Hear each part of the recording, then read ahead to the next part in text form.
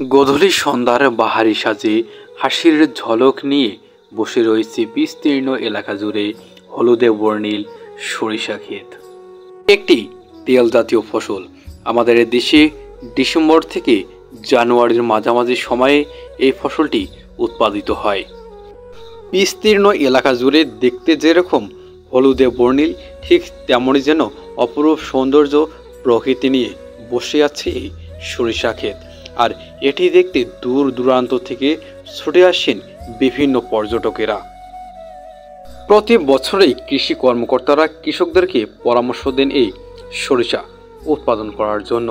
একদিকে দেশে যেরকম তেলের চাহিদা মেটে, অন্যদিকে কৃষকেরা হন লাভবান।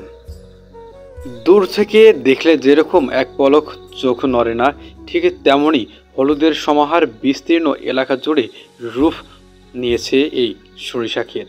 আর এটি দেখার জন্য দূর দূরান্ত থেকে আসেন হাজারো পর্যটক। লালমনিরহাট জেলায় এবার কৃষি কর্মকর্তাদের পরামর্শ অনুযায়ী সাধারণ কৃষকেরা কয়েকশো বিঘা জমিতে এই সরিষা উৎপাদন করেছেন। জেলার 5টি উপজেলায় ঘুরে ঘুরে এই সরিষা ক্ষেতের মালিকদের সাথে কথা বলে জানা গিয়েছে, একদিকে যেরকম দেশে তেলের চাহিদা মিটছে, অন্যদিকে কৃষকেরা হচ্ছেন লাভবান।